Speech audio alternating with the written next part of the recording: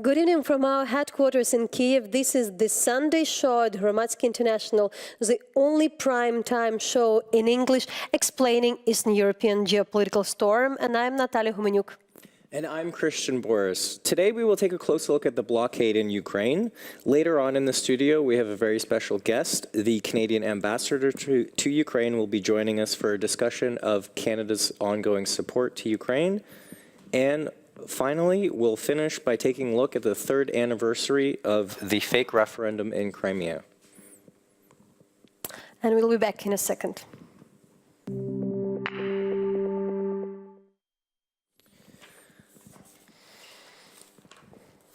So Prime Minister Volodymyr Groysman has called them a sabotage against the nation. Others have called them heroes. About 2 months ago, a group of Ukrainian volunteers and war veterans began to block the shipment of goods into and out of the occupied regions in eastern Ukraine.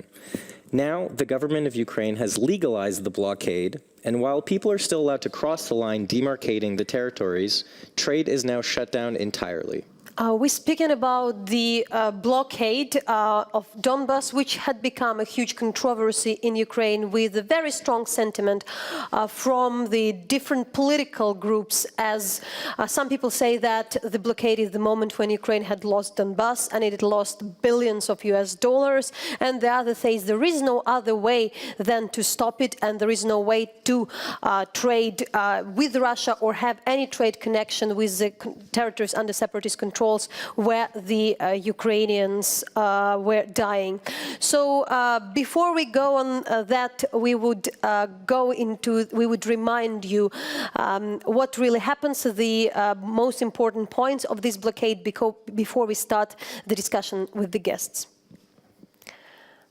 Demobilized soldiers and veterans from the volunteer battalions threatened to block all railways leading into the occupied areas of Ukraine if the authorities of the breakaway republics did not release the 110 Ukrainian hostages. On December the 26th, they announced the blockade. The Ukrainian energy sector announced a state of emergency. The authorities from the so-called LPR and DPR announced that, as of the 1st of March, all Ukrainian enterprises in the occupied territories will fall under the control of the self-proclaimed republics. Secret Service forces dispersed the redoubt of the blockade at the Kryvyi Torets station. The blockade participants were detained, their weapons were seized, but they were released later that evening. This led to a string of protests throughout Ukraine. Clash between police and blockade participants at Slovyansk. Blockade advocates, led by the MP Volodymyr Paraschiy, attempt to break through the police convoy. The convoy of blockade cars was later detained at Kramatorsk. The National Security and Defense Council of Ukraine decided to stop the transportation of goods across the contact line. President Paraschiy declared that transportation will resume once the companies are returned to Ukrainian control and once the ceasefire in Donbas is adhered to.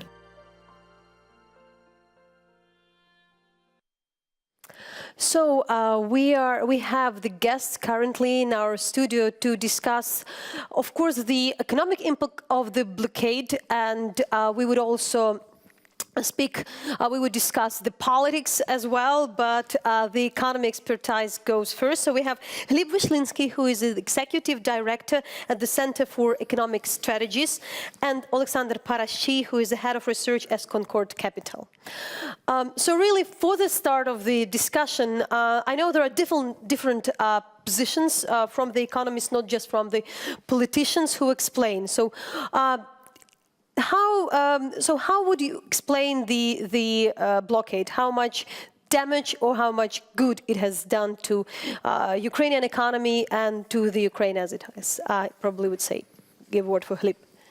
Yeah, I believe that we have the whole spectrum of the negative effects from the blockade, and by blockade I mean for sure like this initial blockade, because like in terms of direct economic impacts, like most of these impacts are, they started from this first initial blockade. By this I mean the destruction of supply chains for energy sector and for ferrous metals industry, and we need to understand that like this separation line, it was like in fact cutting in many points these supply chains that are multiple in this region, because like in fact like we need to understand that Donbas is a historical industrial cluster that is based on availability of raw materials, like for example coal, iron ore, and starting from times of Russian Empire as early as end of 19th century, this cluster started to form, and it means that there are multiple cases where, like, one of the most prominent for me is the case of energy supply of Avdiivka,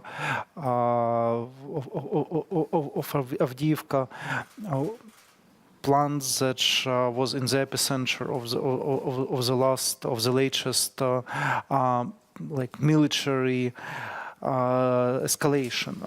And this Avdiivka plant, it is supplied by, like the electricity to this plant is supplied from the power station that is located on uncontrolled territories, but the coal to this power station is supplied from coal mines on the controlled territories.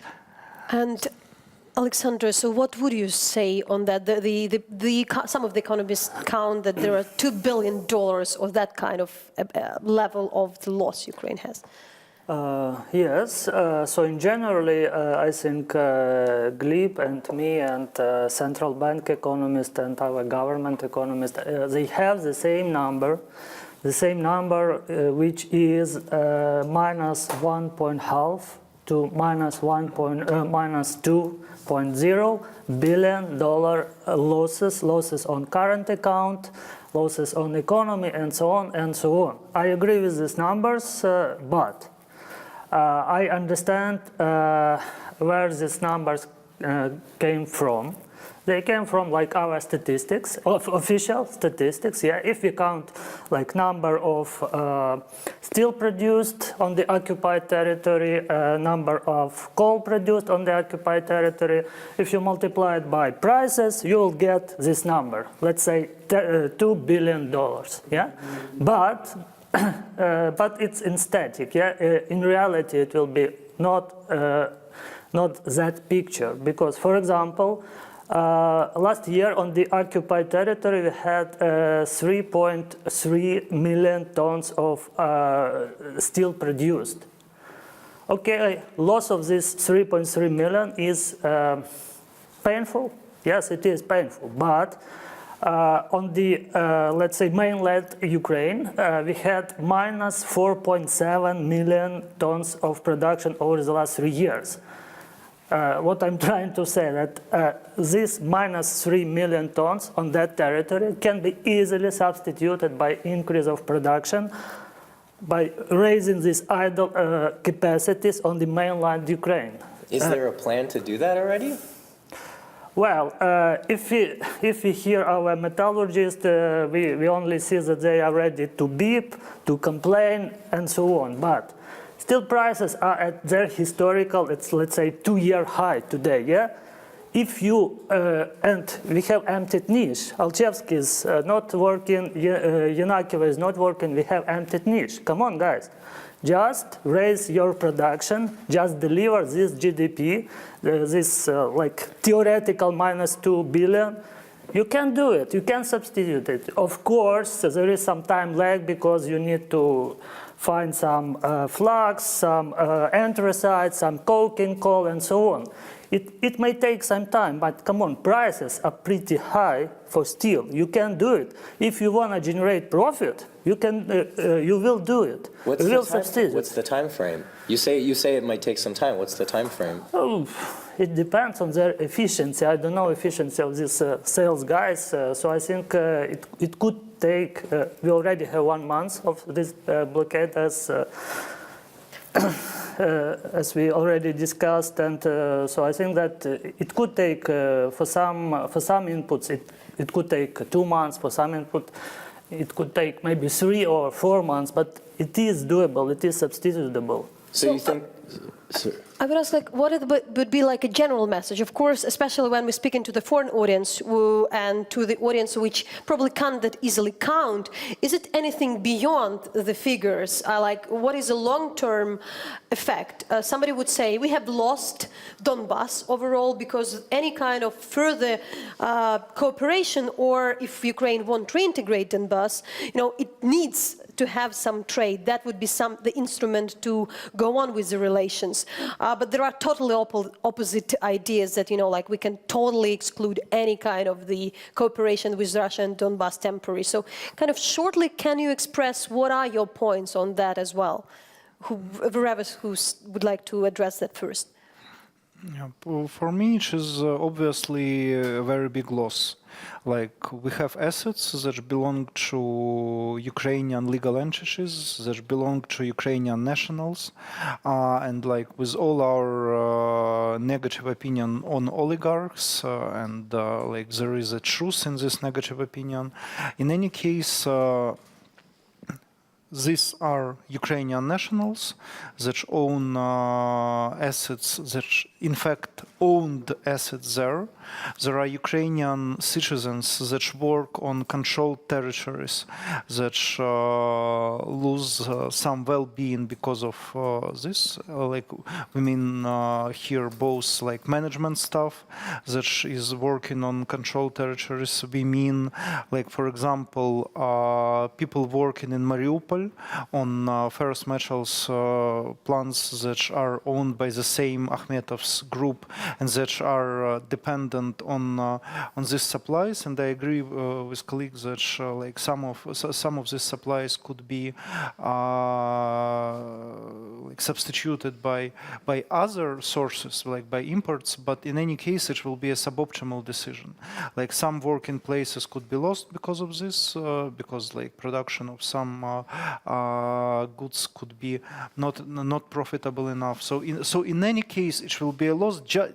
For me, just the most important is that they are assets that belong, in fact, to the Ukraine and to Ukrainian citizens. And plus, what you said that really, like, if we believe that this territory is a Ukrainian territory, like breaking economic links with this territory significantly decreases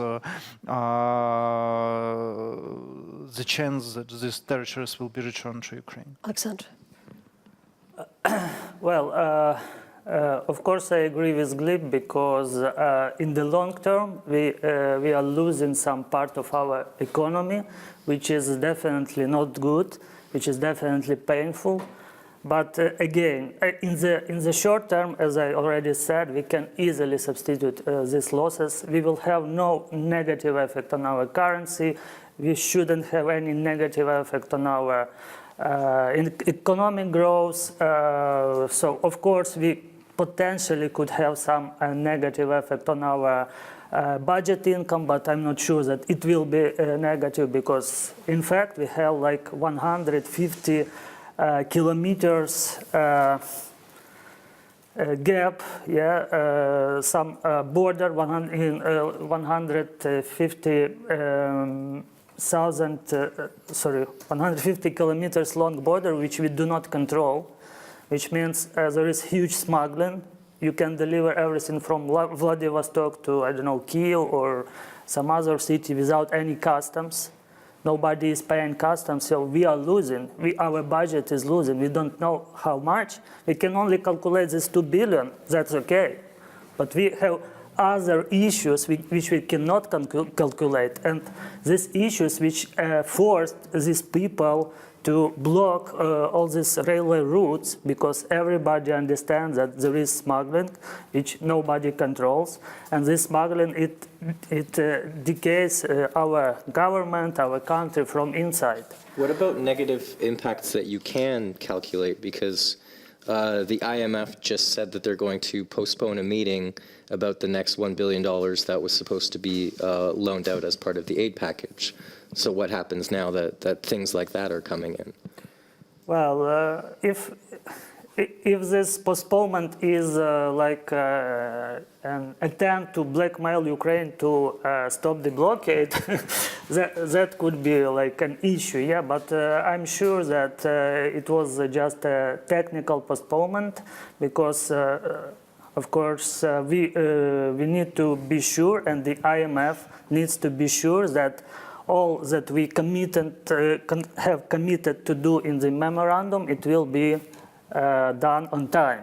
And when some macro parameters has changed and IMF or the IMF directors have some concerns about that, I think, yes, they have a right to sit down and rethink all these parameters, and I don't think it will affect somehow our program with the IMF. So I think that corruption can affect our program, but no blockade. So you think they're just taking time to look at it? Yeah, of course. In fact, it was a reasonable decision because there was an official statement from the National Bank even before the decision was made by National Security Council that this blockade, even unofficial blockade, could have an impact of minus 1.3 percentage points on the Ukrainian GDP growth this year. So the force majeure of such a size should be taken into account into the program. So,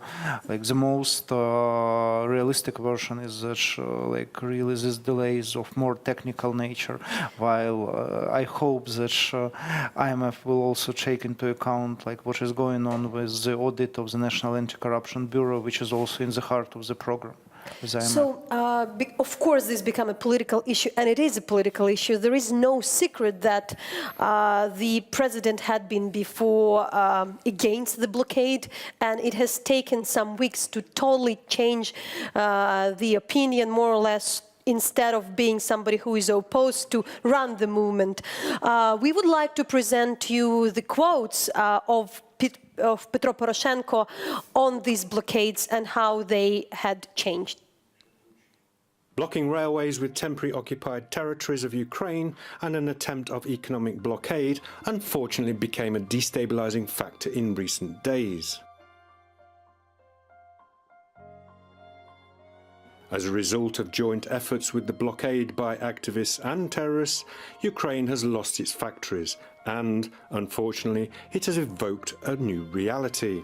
So today I propose the National Security and Defence Council of Ukraine make a resolution about a permanent total block on all transport and not only railway connection with the occupied territories.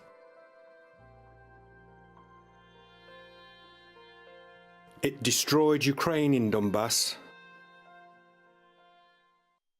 So, shortly, this is a huge political change when, and the president doesn't look like a strategist. It's very incoherent. That's what the critic says. So how it can generally influence the situation and this move with the economic issue, the following situation? For me, it is important to consider simultaneously the economic part of this reality and we could call it geopolitical part of the reality, because we understand that we are in hybrid war, which means that the rules of old wars where you need just territory and the territory is the most important are not working here. The general purpose of the Russian regime is to make Ukrainians think that Ukraine is a failed state. So they are ready to use any possible tool to prove this. And if for example this blockade and so-called nationalization of Ukrainian assets on these territories and those economic losses that will be a result of this will further undermine the trust of Ukrainians to the government in Kiev, then they will be happy. So, We would like to give you the examples of what on the international reaction. So yeah, we would like to present to you what because there was a general condemnation, more or less, of some of our foreign partners. So the head of the delegation of the European Union to Ukraine said, until now Ukraine has employed an all-exclusive approach towards the territory of Donbas, together with the fighting against trafficking. This exclusive approach guaranteed solutions to the humanitarian problems in Donbas and also facilitated the economic situation. We have fully supported such an approach. That is why yesterday's decision to impose a temporary blockade has surprised us. And there was also a quote from the French government, and the French government said, France is also concerned by the Ukrainian government's decision of March 15th to impose a temporary blockade on the transportation of goods to the eastern part of the country. We call on the Ukrainian authorities to continue their efforts to lift the blockade of railroads at the contact line. So we know all that Ukraine heavily depends from the point of view of the economy and the politics on our international partners. So how do you see what impact it would have because it's one of the factors, of course, which may influence. Alexandra. First of all, I want to add what Hlib said on the very beginning.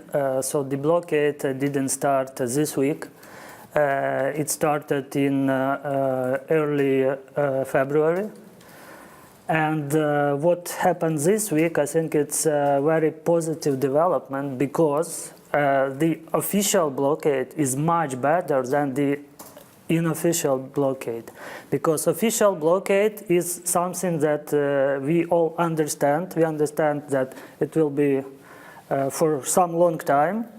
There is some clarity, and there is clarity not only for us, but more importantly, it's the clarity for our government. Now the government understands that it should react somehow, because over the last months there was no reaction. They were just sitting and waiting that this blockade will be somehow disappear. Now it's a new reality, and our government, our central bank, our ministries will adjust all their policies, all their moves to that new reality to minimize the negative effect in any area. And that's why I think that it is positive development, because it was clear that our government wasn't able to remove this blockade. So they decided to lead the blockade, and therefore they will be able, I'm sure that they will be able to minimize all the negative consequences. Okay, so thanks a lot, and we would like to remind our audience, our correspondent has covered the blockades that had been on the spot, what you called an unofficial blockade. This particular checkpoint, it's already non-existent. It has been more or less dismantled by the police, but that's how it looked before.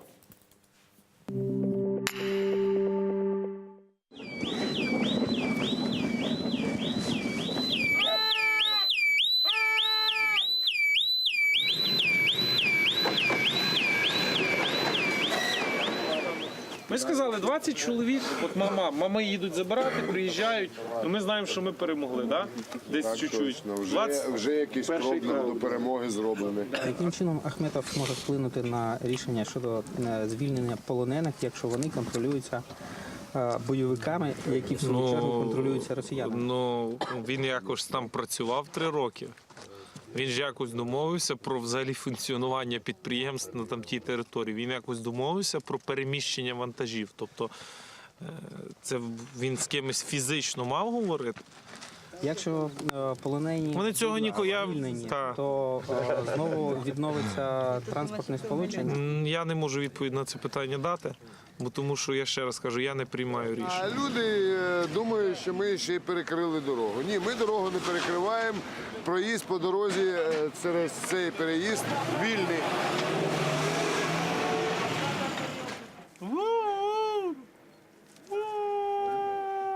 Щось така.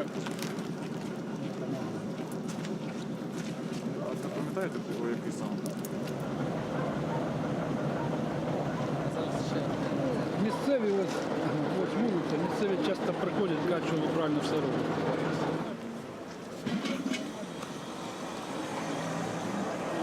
Хлопці процесс.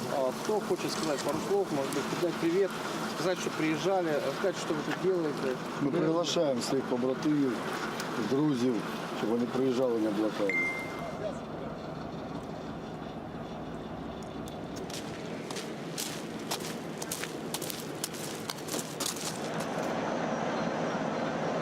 Скажите, пожалуйста, а как вы относитесь к блокаде железнодорожного сообщения?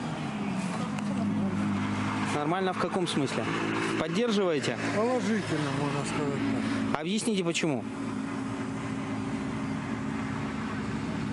Как почему? Блокада почему? Зачем сделали? Чтобы не было торговли во время войны. Я сказала, меня не трогайте. Хорошо. Сейчас опасно вообще говорить что-нибудь.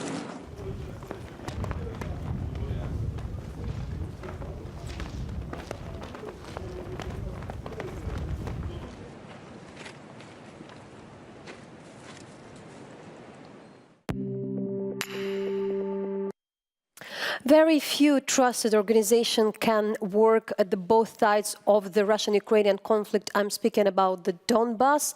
And just some time ago, our colleague Zhanna Bespenchuk in this studio has talked to the Fiona Fraser, who is the head of the UN Human Rights Monitoring Mission in Ukraine. They are those who have access, not everywhere. They even managed to go to the prisons on the front line, and they have presented the report on the human rights violation and the recent human rights violation. Of course, it had increased. I say of course because of course the longer conflict lasts, the more it happened. It's all about the situations in prison, the lack of the medical facilities and medical help, and as well on if the UN can facilitate the process of the prisoners' exchange.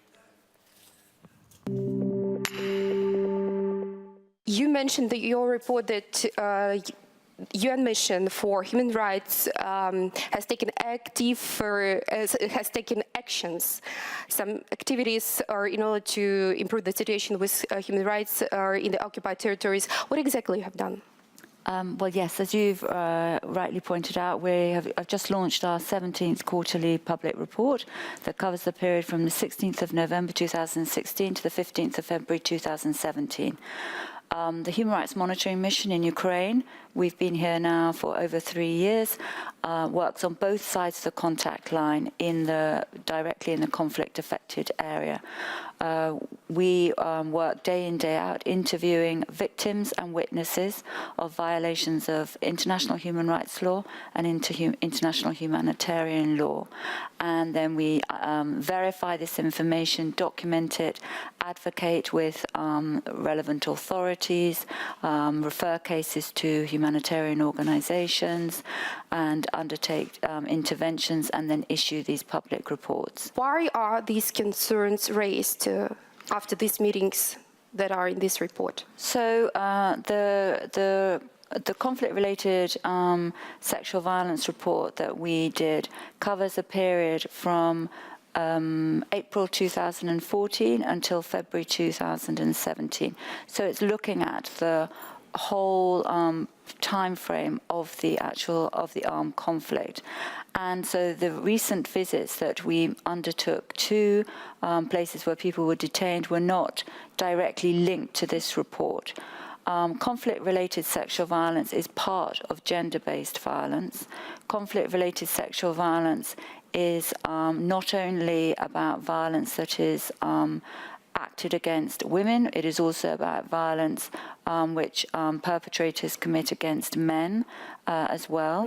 Mm-hmm. The issue is that it's obviously in the scope of a conflict, both in the time frame, in the location, the geography, and again, as I said, we particularly focused on people who have been detained and were in detention and then faced sexual violence during the conflict. Also, the report provides very important figure that you have the documented data of 23 deaths, all 23 persons, civilians, casualties within this period under monitoring.